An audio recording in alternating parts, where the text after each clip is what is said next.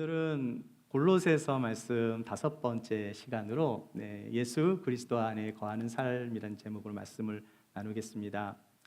요즘 이 북중미 월드컵이 한참 진행 중에 있는데요. 한국 사람들에게 월드컵 하면 떠오르는 이미지가 좀 있는데 뭐가 생각나십니까? 2002년 월드컵 4강에 올랐던 그 장면을 많이 떠오르실 거예요. 여러분, 2002년도 4강의 주역 중에 한 명이 이영표 선수인데요. 당시 이영표 선수는 안정환 선수라든지 박지성 선수보다는 네임밸류가 조금 떨어지긴 했지만 그래도 아직까지 이 대한민국의 축구 선수 중에 이 최고의 풀백으로 평가를 받고 있는데 아주 신실한 크리스찬이에요. 이 손흥민 선수가 여러분 10년 동안 토트넘 허스퍼에서 뛰었는데 이 이영표 선수가 벌써 오래전에 3년 동안 토트넘에서 풀백으로 그렇게 주전으로 뛰었고요. 그리고 난 다음에 이 밴쿠버 화이트캡스라는 그 FC에서 이제 은퇴를 했는데요. 제가 예전에 밴쿠버에서 사역을 할 때 가끔씩 이영표 선수가 예배드리러 오시고 그랬었어요. 요즘에는 이제 축구 행정가로 일하면서 또 요즘은 이제 축구 해설가로 그렇게 활동을 하고 있는데요. 이영표 해설위원에게 은사가 있습니다. 무슨 은사냐면 시합 전에 게임을 예측하는 것으로 유명해요.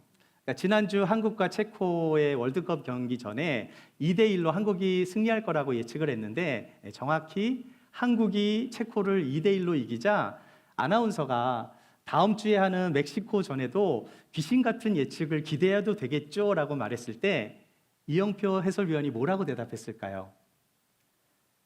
저는 크리스찬이라서 귀신이라는 단어 주의 좀 부탁드리겠습니다. 이렇게 말하는 거예요.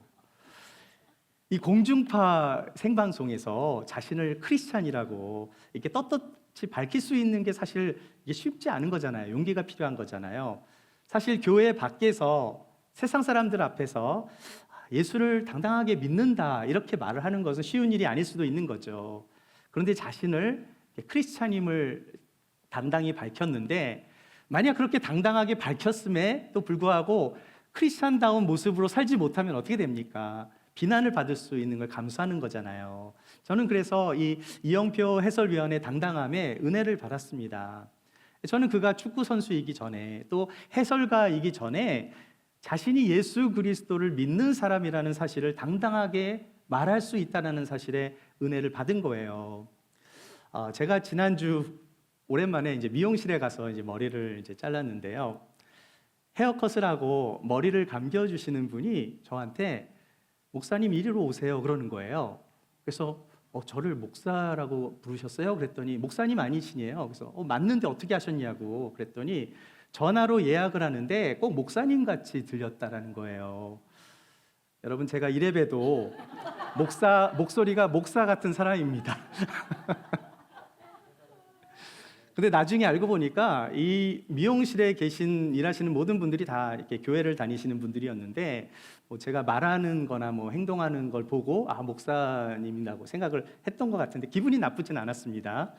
사실 제가 예전에 이제 밴쿠버에서 사역할 때 벌써 20몇 년 전인데요. 그때는 제가 목사라고 말을 해도 사람들이 잘 안 믿었어요. 자, 그런데 이제는 제가 말을 안 해도 막 사람들이 저를 목사라고 또 봐주셔서 감사하기는 한데 그만큼 부담이 더 되더라고요. 왜냐하면 밖에서도 이제 목사같이 보여야 되잖아요. 그나마 유명하지 않아서 좀 다행인데요. 여러분, 그리스도인은 교회 안에서나 교회 밖에서나 늘 그리스도인답게 살아야 하는 줄 믿습니다. 만약 교회를 다니지 않는 사람들이 우리의 모습을 통해서 그리스도인답지 못한 모습을 보게 된다면 그것은 하나님의 영광을 가리게 되는 거예요. 자, 그래서 그리스도인들은 세상 속에서 당당하게 나는 예수님을 믿는 크리스찬입니다를 말할 수 있어야 하고요. 또한 그리스도인답게 살아가야 할 줄 믿습니다. 자, 그렇다면 우리가 그리스도인답게 살아가기 위해서 무엇이 필요할까요? 그것은 세상 사람들이 나를 알아주던 알아주지 않던 간에 상관없이 늘 예수 그리스도 안에 거하는 삶을 살아야 하는 거예요. 이것이 사도 바울이 오늘 전하고 있는 핵심 말씀인데, 오늘 본문인 골로새서 2장 말씀을 통해 예수 그리스도 안에 거하는 삶이 무엇인지 함께 살펴보도록 하겠습니다. 예수 그리스도 안에 거하는 삶. 오늘 첫 번째로 나눌 말씀 같이 읽어볼까요? 사랑 안에서 연합하여 그리스도를 깊이 깨닫는 삶입니다. 우리 1절과 2절 말씀 같이 한번 읽어볼게요. 시작. 내가 너희와 라오디게아에 있는 자들과 무릇 내 육신의 얼굴을 보지 못한 자들을 위하여 어떻게 힘쓰는 것을 너희가 알기를 원하노니, 이는 저희로 마음의 위안을 받고 사랑 안에서 연합하여 원만한 이해의 모든 부요에 이르러 하나님의 비밀인 그리스도를 깨닫게 하려 함이라. 사도 바울이 골로새 교인에게 서신을 쓸 때 1절을 보니까 라오디게아 사람들을 언급해요. 제가 질문을 드립니다. 이 라오디게아 교회가 성경에 어디에 나올까요? 아시는 분? 요한계시록. 네, 맞았습니다. 라오디게아 교회는요, 요한계시록 3장에 나오는 소아시아의 7교회 중에 하나인데 한번 찾아볼까요? 요한계시록 말씀 같이 한번 읽어보겠습니다. 시작. 라오디게아 교회의 사자에게 편지하라. 아멘이시요 충성되고 참된 증인이시요 하나님의 창조의 근본이신 이가 이르시되, 내가 네 행위를 아노니 네가 차지도 아니하고 뜨겁지도 아니하도다. 네가 차든지 뜨겁든지 하기를 원하노라. 예수님께서 라오디게아 교회를 평가할 때 이 교회는 어떤 교회였어요? 뜨거운 교회입니까? 아니면 뜨뜨무르한 교회입니까? 뜨뜨무르한 교회. 자, 여기 지도를 보시면 골로새에서 가까운 도시가 두 개가 있는데, 라오디게아 교회가 있고요. 거기에 교회가 나중에 생겼고요. 히에라볼리. 요 세 도시가 가깝게 있어요. 지금 LA로 만약 따진다면 골로새는 지금의 파사디나 정도로 생각한다면 라오디게아는 글렌데일이고요. 히에라볼리는 벌뱅크 정도로 이해하시면 될 것 같아요. 자, 이 세 도시는 가까운 곳이 한 6마일 정도 되고 떨어져 있어도 한 10마일 정도 떨어져 있는 아주 인접한 도시들에 있었어요. 자, 그런데 이 라오디게아는 굉장히 부유한 도시였습니다. 다른 도시에 비해서. 그런데 물이 부족했어요. 반면에 히에라볼리는 뜨거운 온천으로 유명한 도시였어요. 자, 그래서 라오디게아가 이 물이 없으니까 수로를 통해 이 온천물을 공급받았는데, 히에라볼리 근처에서 출발한 뜨거운 물이 6마일 떨어진 라오디게아까지 이렇게 오는 동안에 물이 식어버리는 거죠. 여러분 생각해 보세요. 막 솟아나는 그 뜨거운 온천물은 사람의 몸을 이렇게 치유하기도 하고, 이렇게 그걸로 씻으면 또 회복이 될 수도 있잖아요.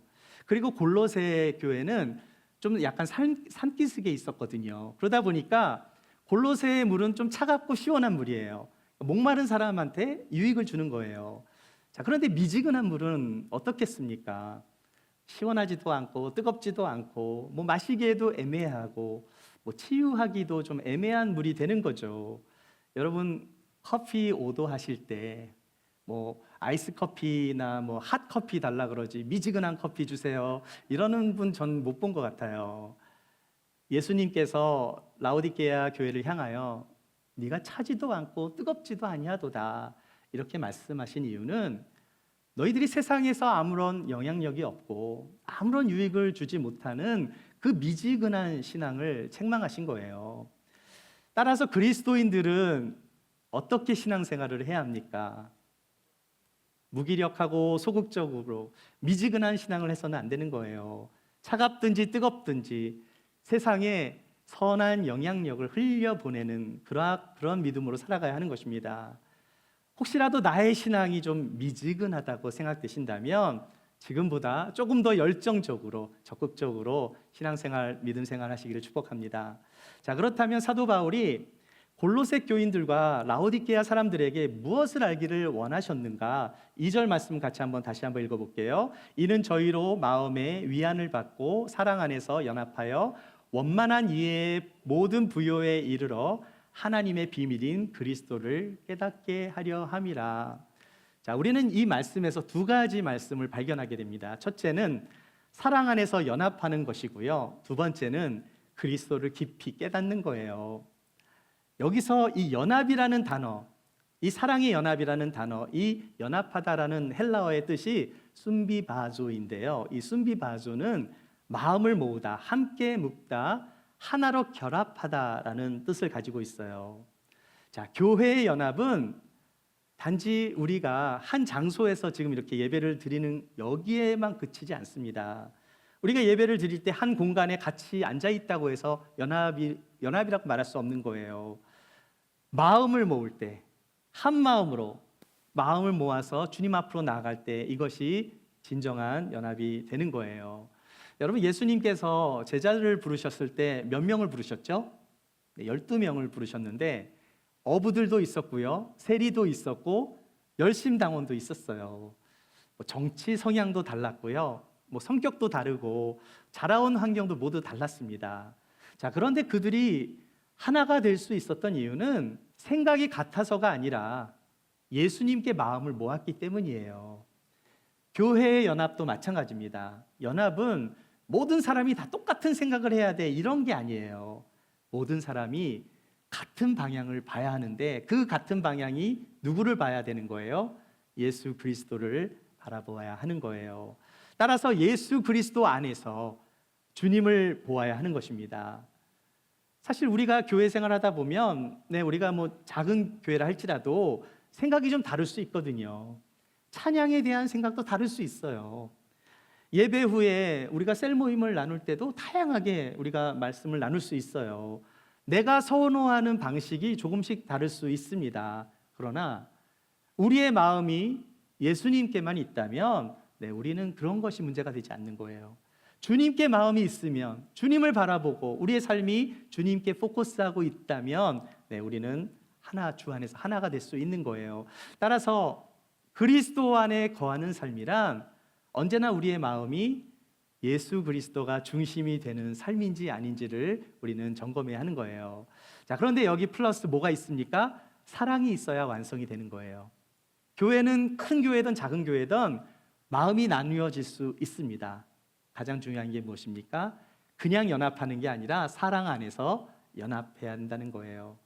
사랑하면 다 용납이 되고 용서가 되는 거예요. 따라서 그리스도 안에 거하는 삶이란 사랑 안에서 연합하는 것입니다. 이 땅에서 우리가 그리스도의 중심으로 살아가시되 그리스도의 사랑 안에서 예수 그리스도를 더 깊이 깨달아 가시는 저와 여러분이 되시기를 축복합니다. 그리스도 안에 거하는 삶, 두 번째로 나눌 말씀 같이 읽어볼까요?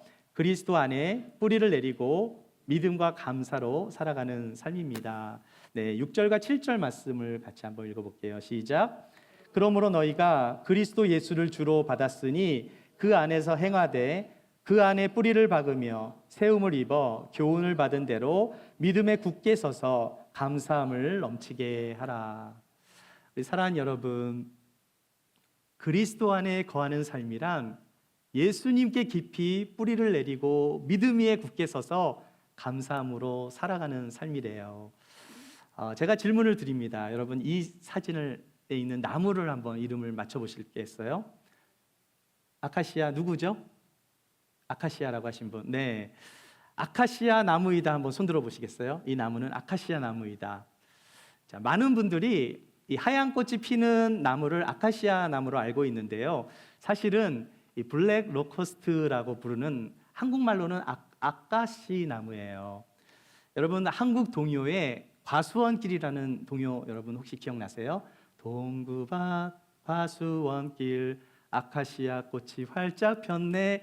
자, 이때 아카시아 꽃이 이 아카시 나무예요. 그러니까 한국에 있는 아카시아는 다 폴스 아카시아고요, 가짜 아카시아 나무고요.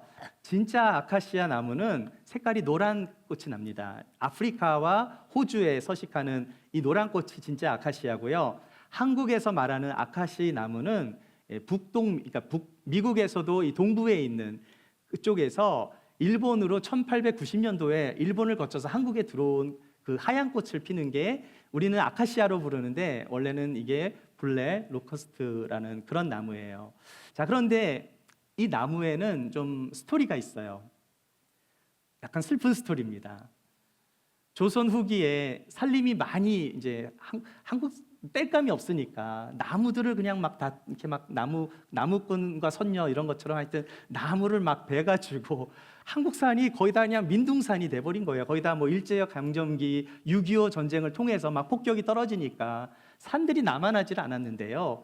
이 황폐한 산에 전쟁 후에 정말 나무가 거의 없는 민둥산을 살리기 위해서 또 비가 오면 그렇게 되면 막 산사태 나고 이러잖아요. 정부와 국민들이 이 전국에서 이 아카시 나무를 심기 시작한 거예요. 그런데 왜 하필 아카시 나무였는가? 이 아카시 나무가 생명력이 매우 강합니다. 그러니까 척박한 땅에서도 잘 살아나고요. 가뭄에도 굉장히 강하게 버티는 이유는 이 나무의 뿌리가 굉장히 넓게 퍼뜨리기 때문에, 그래서 민둥산을 이렇게 살려낸 거예요. 그러니까 뿌리가 내려서 황폐한 산이 살아난 것처럼 우리의 인생에도 우리가 예수 그리스도께 깊이 뿌리를 내리면 어떻게 되겠어요?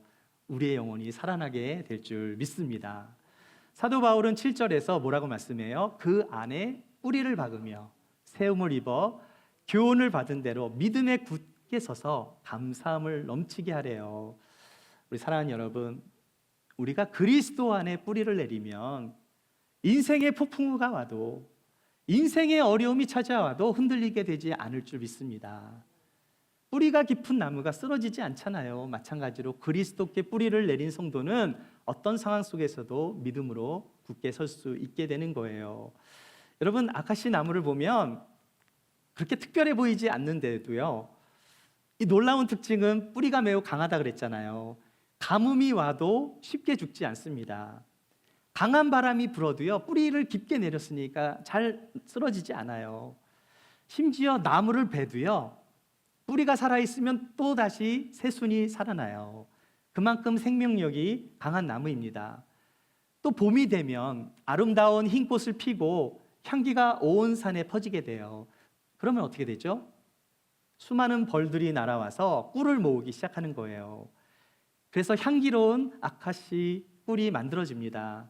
여러분, 이 아카시 나무는요, 산을 풍성하게 할 뿐만이 아니라 꽃을 피우고 열매를 맺기 위해 뿌리를 내리는 거예요. 왜 뿌리를 내린다고요? 열매를 맺기 위해서. 그런데 그 뿌리가 우리 눈에는 보입니까? 안 보입니까? 보이지 않잖아요. 뭐가 보입니까? 꽃은 보이는 거예요. 뿌리는 땅 속에 있지만 꽃을 통해서 향기가 퍼져나가게 되는 거예요. 저는 하나님께서 이 자연을 통해서 우리들에게 가르쳐 주시는 것이 굉장히 많다라고 생각해요. 이 아카시 나무에 향기로운 꽃이 피면 벌들이 찾아옵니다.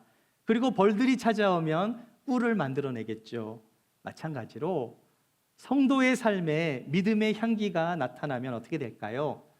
사람들이 찾아오게 되는 거예요. 위로를 받기 위해서 사람들이 찾아오고, 기도를 부탁하기 위해서 찾아오고, 또 함께 은혜를 나누기 위해서 찾아오는 거예요. 자, 그런데 여러분, 믿음의 향기가 전혀 나타나지 않는다면 어떻게 되겠습니까? 벌이 찾아오는 게 아니라 벌 받게 되는 거예요. 물론 하나님께서 벌 주신다는 뜻은 아니고요, 열매 없는 삶이 하나님께서 기뻐하시는 삶이 아니라는 말씀을 하고 싶은 거예요. 주님은 우리에게 향기 나는 삶, 열매 맺는 삶을 기대하십니다. 따라서 그리스도 안에 깊이 뿌리를 내리게 되면 우리의 믿음이 자라게 되고, 우리의 삶에서 그리스도의 향기가 나타나며 또 다른 사람을 또 살리는 열매를 맺게 되는 거예요. 그런데 그러한 삶은 감사하는 삶으로 나타납니다. 여러분, 다시 한번 7절 말씀을 보세요. 자, 왜 사도 바울은 믿음에 굳게 서서 감사함을 넘치게 하라고 했을까요? 그냥 감사라고 해도 되는데요, 뭐라고 말씀해요? 감사를 넘치게 하래요. 감사를 넘치게 하라.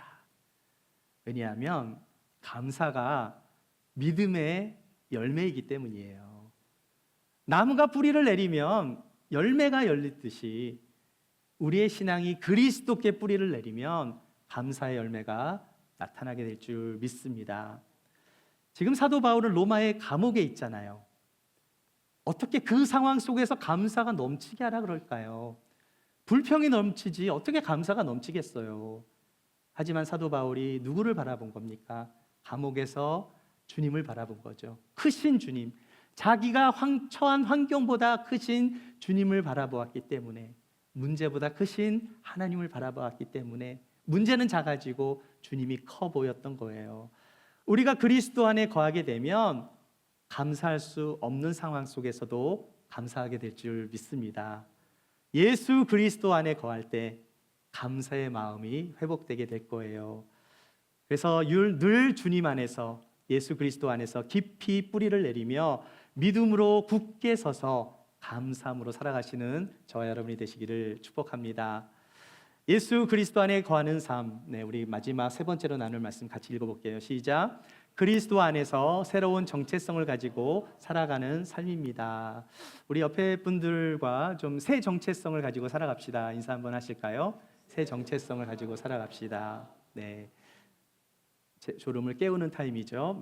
11절과 12절 말씀 같이 한번 읽어보겠습니다. 시작. 또 그 안에서 너희가 손으로 하지 아니한 할례를 받았으니 곧 육적 몸을 벗는 것이요 그리스도의 할례니라. 너희가 세례로 그리스도와 함께 장사한 바 되고 또 죽은 자들 가운데서 그를 일으키신 하나님의 역사를 믿음으로 말미암아 그 안에서 함께 일으키심을 받았느니라. 사도 바울은 마지막으로 유대인의 할례와 그리스도인의 세례를 비교하며 정체성에 대한 말씀을 설명하고 있어요. 여러분, 할례를 영어로 뭐라고 하죠? circumcision이라고 하는데요. 유대인에게 할례는 매우 중요한 의미가 담겨져 있어요. 할례는 하나님의 백성이라는 것을 표시하는 것이고요, 하나님께 속한 사람이라는 것을 증표하는 거예요. 제가 질문을 드립니다. 여러분, 성경에서 할례가 언제 가장 처음 나오는지 아시는 분? 성경에서 어디서 나오죠? 제일 처음에 아브라함. 할렐루야, 맞히셨어요. 자, 한번 창세기 말씀 같이 한번 읽어볼게요. 시작. 하나님이 또 아브라함에게 이르시되 그런즉 너는 내 언약을 지키고 내 후손도 대대로 지키라. 너희 중 남자는 다 할례를 받으라. 이것이 나와 너희와 너희 후손 사이에 지킬 내 언약이니라. 너희는 보피를 베어라. 이것이 나와 너희 사이의 언약의 표징이니라. 이 말씀을 우리가 더 깊게 이해하기 위해서 좀 더 우리 백그라운드를 좀 더 이해하면 도움이 돼요. 하나님께서 아브라함을 갈대아 우르에서 부르시고 가나안 땅으로 이렇게 오게 하셨어요. 자, 그리고 나서 아브라함에게 자손을 약속하셨는데 10년이 지났는데 아무 소식이 없는 겁니다. 어떻게 했을까요? 자식이 없자 아내 사라가 자신의 몸종 하갈을 이제 아브라함한테 주어서 하갈을 통해서 이스마엘이 태어나요. 그리고 나서 13년이 흐릅니다. 아브라함이 99세가 된 거예요. 이제 99세니까 아이를 낳을 거나, 또 사라도 90세가 됐으니 90세가 89세. 그러니까 아이를 낳을 수 있는 상황이 안 되는 거잖아요.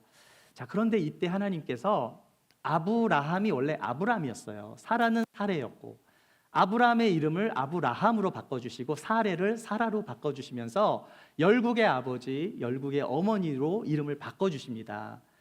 그리고 나서 하신 명령이 바로 할례였어요. 그러니까 아브라함이 몇 살 때 할례를 받은 거예요? 99세 때. 노년의 아브라함이 99세 때 할례를 받음으로 인해 하나님과 언약이 맺어졌는데, 할례를 받은 다음에 아이가 태어나요. 그 아이의 이름이 무엇입니까? 이삭이에요. 자, 그렇다면 할례와 무할례의 차이가 무엇입니까? 무할례의 자식은 이스마엘이고 할례 이후의 자식이 이삭이 되는 거예요.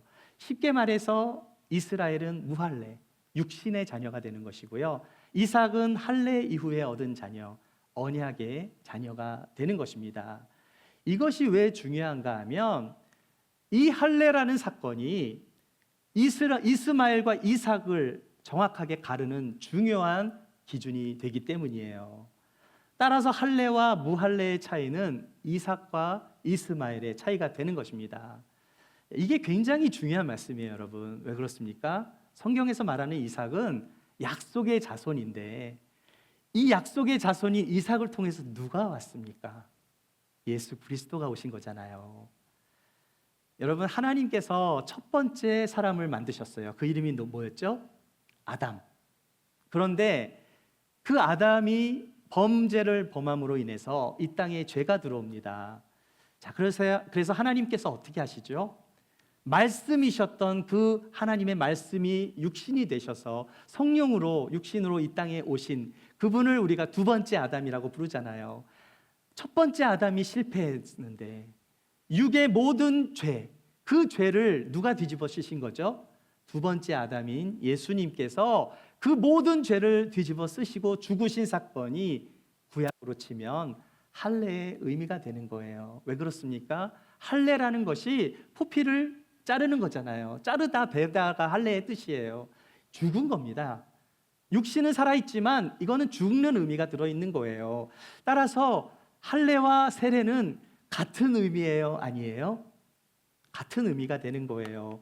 구약의 할례와 신약의 세례는 단어만 다르지 그 의미는 같은 메시지가 있는 것입니다. 할례가 하나님의 백성이라는 표징이라면 세례는 그리스도와 함께 죽고 살아난 하나님의 자녀라는 표징이에요. 자, 이것은 육체의 일부를 자라내는 행위가 할례지만 영적인 의미는 뭐가 되는 거예요? 죄와 옛사람을 끊어내어 하나님께 속한 백성이 되었다. 이것이 할례고요. 세례는 무엇입니까? 그리스도와 함께 장사되어 죽은 자들 가운데서 일으키신 예수님을 믿어 하나님의 백성이 되었다라고 그렇게 고백하는 신앙의 고백, 그것이 바로 세례인 거예요. 따라서 구약과 구약의 할례와 신약의 세례는 둘 다 무엇입니까? 네, 할례는 구약의 언약 백성의 표징이 되는 것이고요. 세례는 신약의 언약 백성의 표징이 되는 거예요. 자, 그렇다면 제가 또 중요한 질문을 드릴게요. 구약에서 세례를 받은 사람이 있을까요? 구약에서 할례를 받은 사람은 있는데 구약에서 세례를 받은 사람이 있습니까? 없습니까? 있다. 없다. 없다. 구약 백성이 세례를 받은 적이 있어요. 어디서 받았는가? 여러분, 이스라엘 백성들이 출애굽을 할 때 400년간 종살이를 하다가 모세를 통해 홍해 바다를 건넌 사건이 있었잖아요. 이것이 바로 구약에 나타난 세례 사건인데 진짜인지 아닌지 제가 밝혀드릴게요. 고린도전서 말씀 같이 한번 읽어보겠습니다. 시작. 형제들아, 나는 너희가 알지 못하기를 원하지 아니하노니 우리 조상들이 다 구름 아래에 있고 바다 가운데로 지나며 모세에게 속하여 다 구름과 바다에서 세례를 받았어요, 안 받았어요? 네, 사도 바울은 고린도전서 말씀에서 모세와 백성들이 홍해 바다를 건넌 사건을 단체로 이것이 세례를 받은 사건이라고 말씀하고 있는 거예요. 이스라엘에 살았던 그 히브리 노예들이 단체로 홍해 바다를 건너가면서 세례를 받은 것입니다. 여러분, 홍해를 건너려면 어떻게 건너가야 돼요? 바닷속으로 들어가야 됩니까? 아닙니까? 바닷속으로 들어가잖아요. 그럼 어떻게 되죠? 홍해 바다를 건너는 방법 1번, 수영을 해서 건너간다. 2번, 배를 타고 건너간다. 3번, 죽으면 죽으리라 하고 건너간다. 몇 번이에요? 3번. 네. 여러분, 사람이 바닷속에 들어가면 죽어요, 살아요?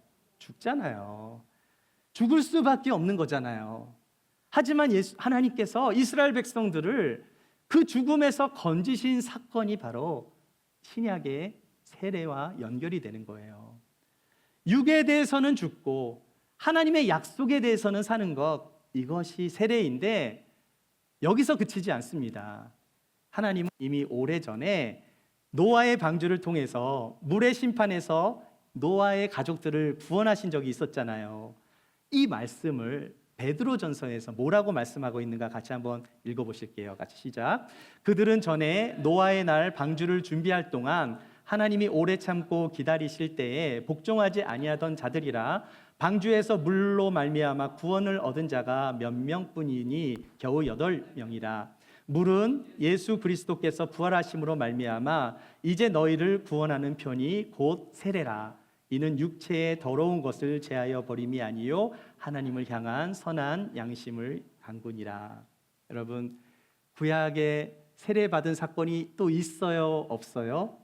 노아의 방주 사건을 통해서 구원받은 하나님의 역사심으로 구원받은 것, 이것이 똑같이 동일하게 예수 그리스도로 인해서 내가 죽었다 살아난 그 영적인 의미가 할례와 세례의 의미가 연합이 되는 것입니다.